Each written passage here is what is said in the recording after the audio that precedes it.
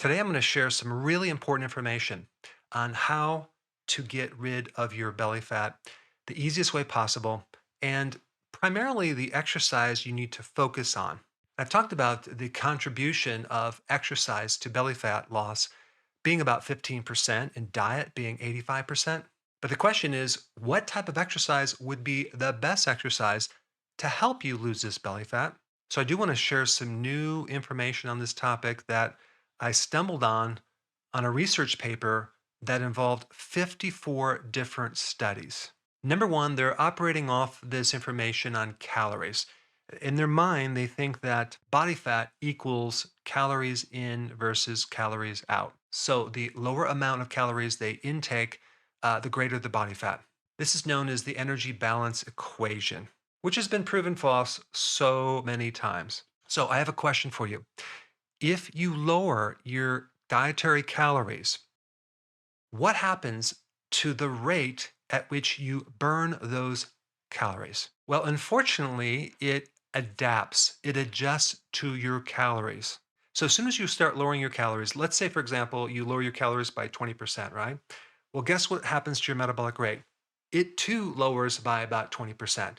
Now, I'm not saying that calories don't matter because obviously, if you cut down your calories low enough, you will eventually lose weight. In fact, if you don't eat, you're going to lose weight. But the question is it sustainable? Can you do it for how long? Eventually, you're going to need to eat. And let's say you do lose your weight and hit your goal, then what? Do you keep doing the same thing over and over again? How do you maintain this weight? And the other question is, are all calories fattening? And the answer is no. You have to look at calories from the viewpoint of how your hormones influence these calories. The next problem is something called the set point. So let's say you lose weight, right? And you go on a diet and you lose the weight, and for some reason, you can't seem to get below a certain weight. Let's say it's 155 pounds. No matter what, your body will not go below that, regardless of what you do, effort being put out, exercise, dieting. You tend to lose weight, but not below a certain point. That is a person's individual set point. And unfortunately, too much dieting can raise that set point up to the point where every time you start another diet, you become further and further away from your goal. And then we have the problem of exercise. What is the best exercise that will maximize and be the best strategy to leverage the maximum fat loss from your midsection? If you end up doing the wrong exercise, it can be devastating. You're going into the gym week after week, just spinning your wheels, not really getting anywhere. So, before we get into the first exercise that we need to get you into, the most important thing that you need to know is that we have to first switch your body to burn fat, okay, as your primary fuel source. There are two fuel sources. One is sugar, the other is fat. And so many people end up mistakenly just burning sugar fuel, and their body is running off the calories of the meal that they just ate. And so they never have a chance to tap into their actual fat. We want the body to run on fat not just when you're sleeping, but between your meals as well. And whether you burn sugar or fat really depends on one hormone, and that is called insulin. If insulin goes up, you will not burn fat. You're only going to burn sugar. If it goes down, your body will then burn fat.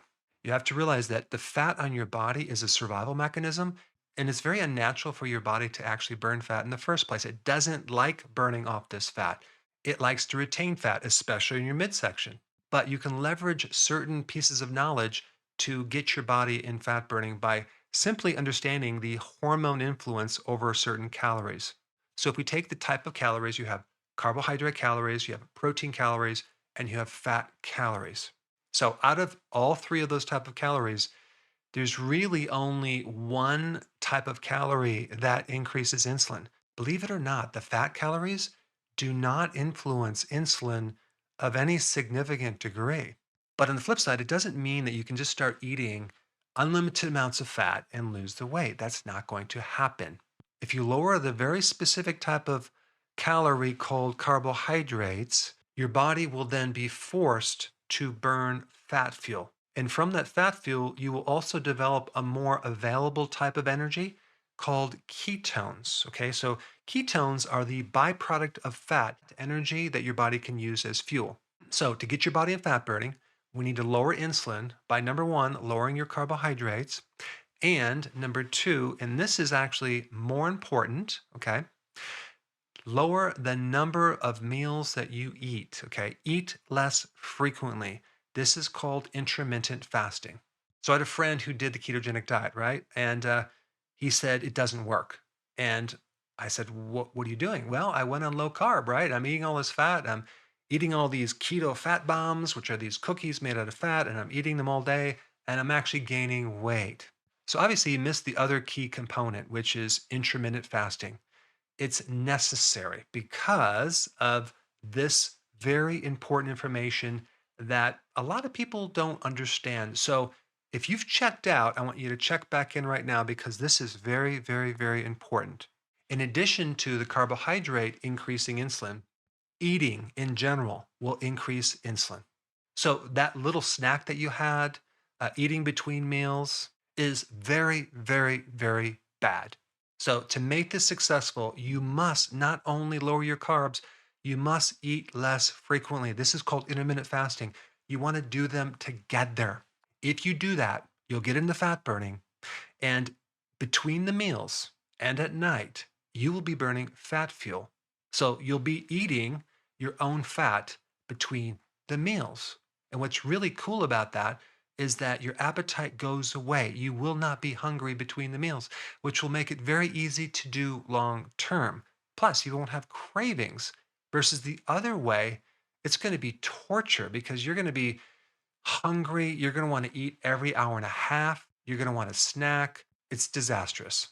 Now, there's one more thing that you need to know, and this is another really, really important piece of information. When you start adapting into this fat burning or ketones, it takes about 2 days. Well, if you eat a tiny amount of carbohydrate calories, guess what can happen? That piece of bread or half a glass of wine can literally pause this whole program and stop fat burning for 2 freaking days. So this could be very, very depressing, especially if you're doing mostly good, but you just have a little bit of certain things too frequent, like every other day. And so the second most important thing you need to know is consistency. Okay. Staying very, very consistent with this program. This means doing it 100%. If you do this consistently, your body is going to get in this very interesting state called the fat adapted state, where your body is very, very efficiently now a fat burning machine. This is very important because if you get into this state, which by the way does take some time, it can take up to a month to get into this state. It's going to correct something called insulin resistance, which most people have, and it is the real root cause behind stubborn weight, especially in your midsection. So you're going to actually correct a bad metabolism or a slow metabolism by getting into this fat adapted state. But to do that, you have to be consistent. Correcting insulin resistance is going to be huge because now things are going to get easier and easier. So then when we add the exercise, which is the next point, it's finally going to be something that really works for you. As a side note, since we're talking about insulin resistance, there's a couple other things that you can do. Very simply, just add 1 tablespoon of apple cider vinegar to your water and drink that 2 or even 3 times a day. Put 1 tablespoon and then drink that with the straw. Apple cider vinegar greatly improves this insulin resistance. That one little tiny change can actually create a big effect on not just your weight, but if you have any liver fat, it can help reduce fat off your liver. It can help balance your blood sugars. Number three, let's talk about the exercise. And this is based on this study, which I'm going to put down below, but it's not really just one study. It's just a kind of like a review of 54 different studies on this one topic, which we're going to call walking. Walking actually can help you burn more fat off your midsection than doing this higher intense exercise. But I need to explain the details of this. I'm not saying not to do high intense exercise, but you're going to get more benefit out of doing walking than the higher intensity type exercise. Even though I do recommend doing high intensity interval training, okay, with the walking, but the high intensity interval training tends to improve certain hormones. It tends to spike growth hormone, testosterone. It's essential for growing muscle. But as far as fat burning, you're going to be more successful from the walking. Now, when you walk, you're doing a type of exercise that is lower intensity, okay? And the first 30 minutes, you're going to burn up kind of the stored sugar in your body. That's called glycogen. And then after 30 minutes, you are going to be burning pure fat. So obviously, we want you to walk at least an hour, maybe even more than that, up to 2 hours per day. Now, I'm just talking about going for a walk. I'm not even counting all the other steps that you're walking through the day, which could add up to a lot. But typically, walking only really burns like 200 to 300 calories per hour. And that doesn't seem like a lot. But when you are walking, you are reducing cortisol, which is stress. You're clearing out cortisol and adrenaline, which is a huge barrier to losing weight. Walking greatly, significantly improves insulin resistance. And I highly recommend that you get a pedometer to measure how many steps that you walk in a day because you want to increase those steps to around 8,000 to 10,000 steps per day. Here's a number of ideas that you can do to actually increase more walking through the day. Number one, take your dog on a walk. Go on a walk with a friend. Usually that can help motivate you and push you to walk more. When you walk, try to speed up a little bit more so you're not walking too slowly. If you have a chance to take the stairs or walk up a hill, take advantage of that. When you walk, try to find something in nature that you can actually, look at and get your attention out and look at things. That will accelerate the process because you're improving what's called the parasympathetic nervous system, which is all about reducing stress versus just getting on a treadmill and watching some screen or your cell phone, which you're not having a chance to get more space by looking around you in your environment. Make a game out of it. Make it fun. Don't get too serious about it.